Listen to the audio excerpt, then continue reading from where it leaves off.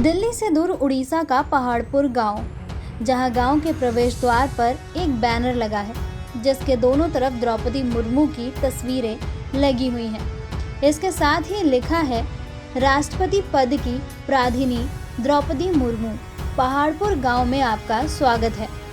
साथ ही द्वार पर एक बड़ी सी प्रतिमा लगी है जो द्रौपदी के पति की है, जिस पर उड़ीसा के ही दो कवियों ने कविता की कुछ पंक्तियां लिखी हुई हैं।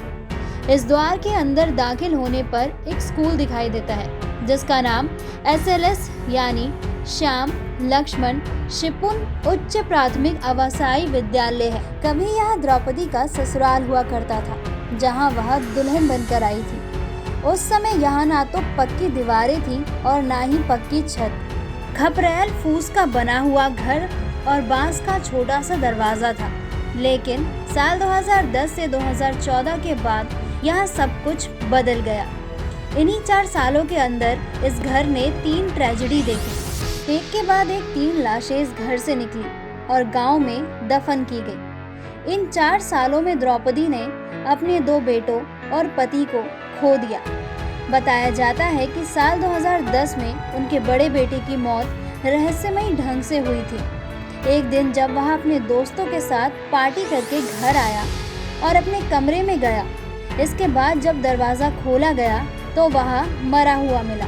वहीं इसके 2 साल बाद साल 2013 में द्रौपदी के छोटे बेटे की मौत सड़क हादसे में हो गई। द्रौपदी इससे उभर भी नहीं पाई थी कि तभी साल 2014 में उनके पति का साथ भी उनसे छूट गया। जानकारी के अनुसार द्रौपदी के जीवन की पहली ट्रेजेडी, जिसका जिक्र गांव में कोई नहीं करता, उनकी पहली संतान की मौत है जो महज 3 साल की उम्र में दुनिया छोड़ गई। इस बारे में द्रौपदी की भाभी शाक्यमुनि कहती हैं, जब बड़े बेटे की मौत हुई तो द्रौपदी 6 महीने तक डिप्रेशन से उभर नहीं पाई थी। उन्हें संभालना मुश्किल हो गया था। तब उन्होंने अध्यात्म का सहारा लिया। शायद उसी ने उन्हें पहाड़ जैसे दुख को सहने की शक्ति दी। वे कहती हैं, जो द्रौपदी बड़े बेटे की मौत से टूट गई थी, उसी द्रौपदी ने छोटे बेटे की मौत की खबर फोन पर देते वक्त कहा, रोकर घर मत आना। जैसे सामान्य समय में घर में मेहमान आते हैं वैसे आना।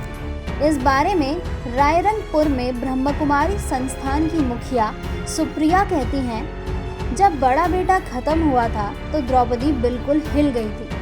उन्होंने अपने घर हमें बुलाया और कहा कि कुछ समझ नहीं आ रहा, क्या करें। इस दौरान हमने उनको अपने सेंटर पे आने को कहा, जिसके बाद वह सेंटर पर आने लगी। वह वक्त की पाबंद इतनी कि कभी हम लोग भी 5 मिनट लेट हो जाया करते थे, पर वह कभी नहीं हुई। साल 2014 तक तो वह सेंटर आती रही। गवर्नर बनने के बाद 2 बार ही आई, लेकिन रूटीन कभी नहीं टूटा।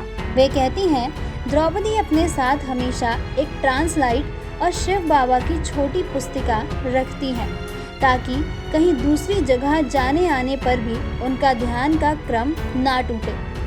उम्मीद है कि राष्ट्रपति बनने के बाद भी वह इसे जारी रखेंगी। उसी गांव की रहने वाली सुनीता मांझी पिछले साल दिसंबर में द्रौपदी मुर्मू के साथ रहती थी। उनका कहना है कि द्रौपदी जी कितनी भी व्यस्त रहें, लेकिन ध्यान, सुबह की सैर और योग कभी नहीं छोड़ती। हर रोज सुबह 3:30 बजे बिस्तर छोड़ देती हैं। वहीं उनके करीबी और रायरंगपुर में MP के रिप्रेजेंटेटिव संजय महतो कहते हैं, मुर्मू के गवर्नर रहते हुए झारखंड राजभवन के दरवाजे सबके लिए खुले रहते थे। किसी ने मिलने की इजाज़त मांगी तो जवाब हाँ में ही मिला। उन्होंने अपने पुराने दिनों को खुद पर हावी नहीं होने दिया।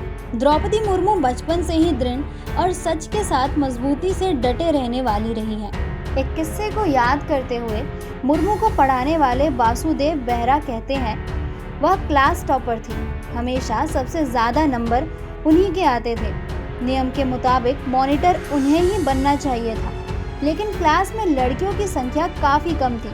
40 छात्रों में सिर्फ 8 लड़कियां थीं। इस वजह से हमारे मन में शंका थी कि लड़की होकर वो पूरी क्लास को कैसे संभालेंगी, लेकिन द्रौपदी अड़ गई। आखिरकार वही मॉनिटर बनी।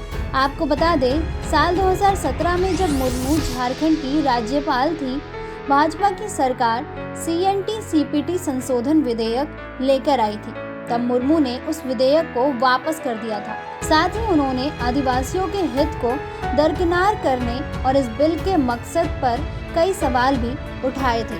दोस्तों, अगर आपको हमारा ये वीडियो पसंद आया हो तो इसे लाइक और शेयर करना ना भूलें। जल्द आपसे फिर मुलाकात होगी एक नए टॉपिक पे, एक नई वीडियो के साथ। तब तक के लिए नमस्कार।